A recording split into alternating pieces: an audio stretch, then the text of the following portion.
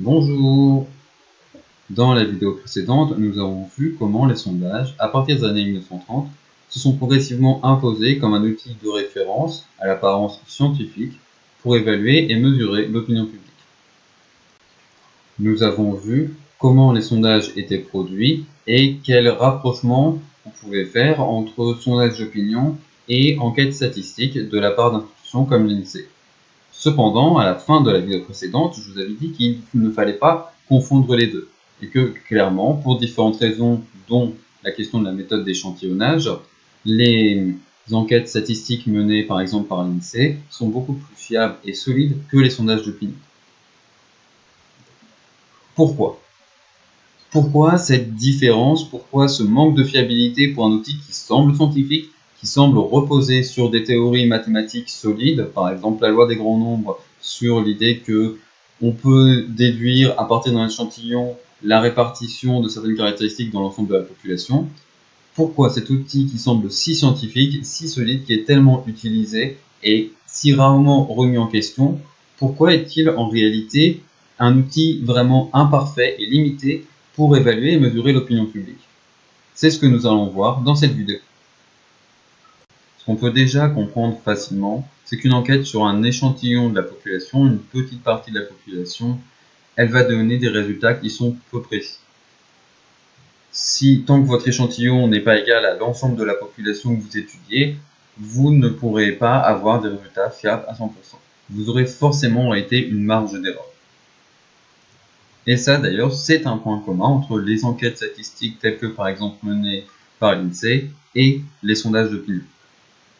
Ce que ça signifie, c'est que même si les enquêtes statistiques et plus encore les sondages d'opinion mettent en avant un seul chiffre, par exemple 53% de la population est d'accord avec les mesures prises par le gouvernement, en réalité ce chiffre est au cœur d'un intervalle, est entouré de marges d'erreur, et on ne sait pas exactement si vraiment 53% de la population est d'accord avec les mesures prises par le gouvernement. En réalité, ce qu'on devrait dire, si on voulait être plus précis, plus rigoureux, c'est que, par exemple, entre 50 et 56% de la population est d'accord avec les mesures prises par le gouvernement.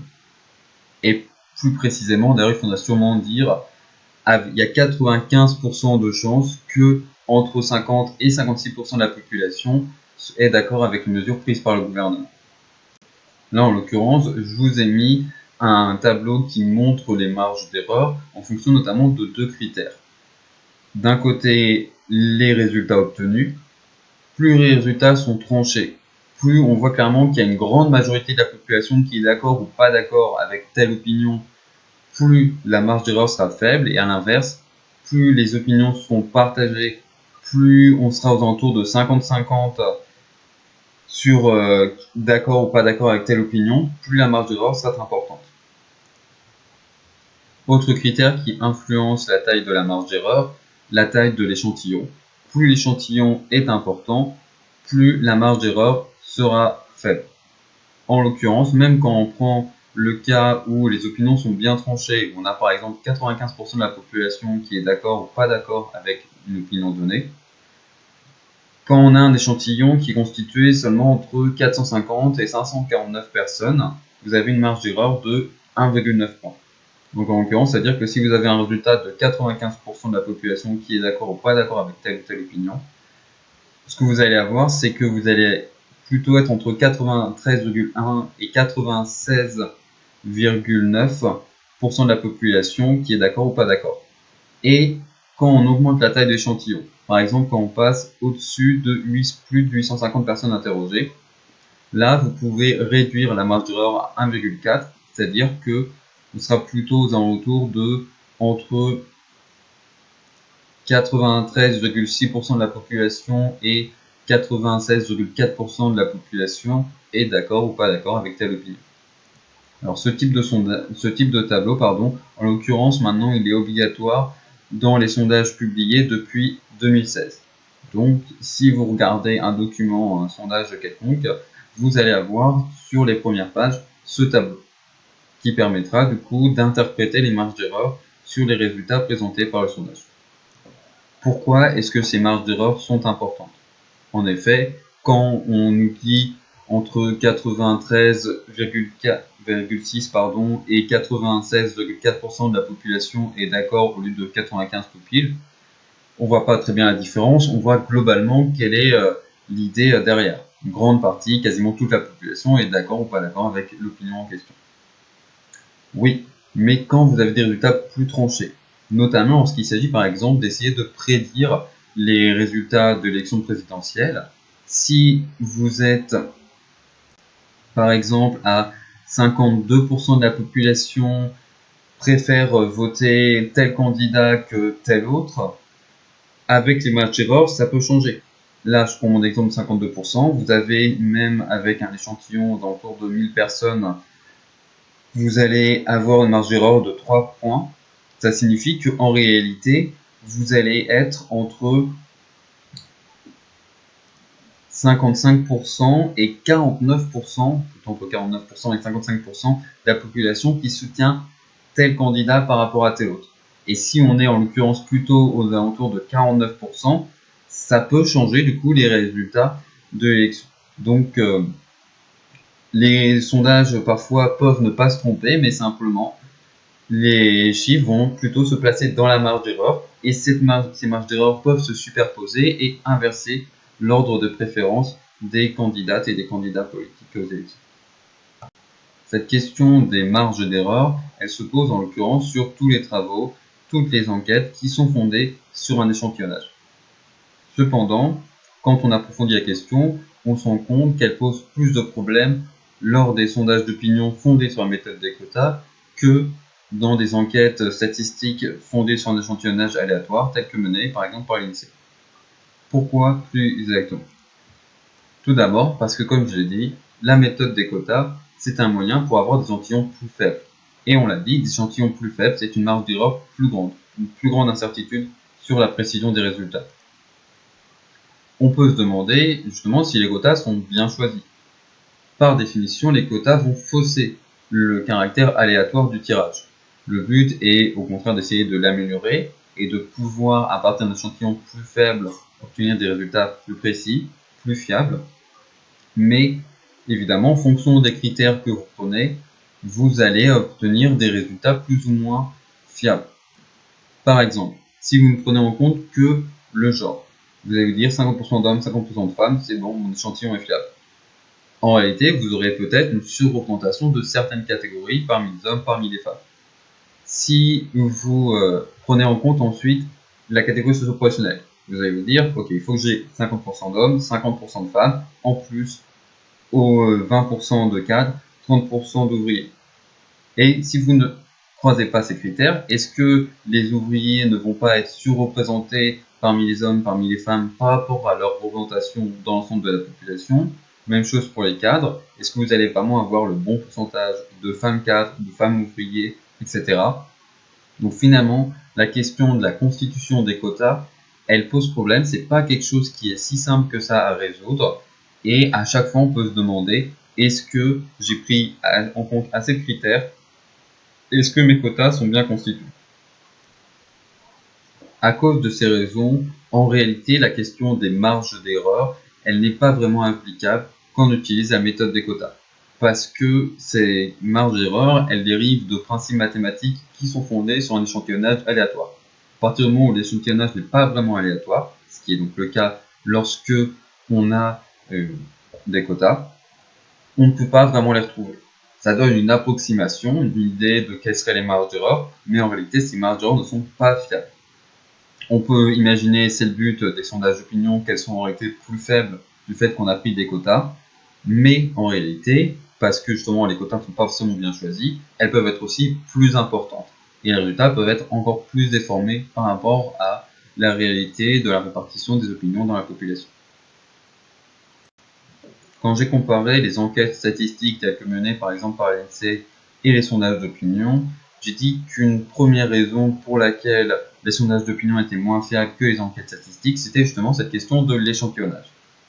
Mais j'ai dit qu'il y avait d'autres raisons, et qui se retrouvent en fait dans le principe même de vouloir faire des sondages d'opinion, qui se retrouveraient du coup même si on avait des sondages d'opinion fondés sur un échantillonnage aléatoire avec de grands échantillons sur plusieurs dizaines de milliers de personnes, comme on a dans les enquêtes statistiques de l'INSEE.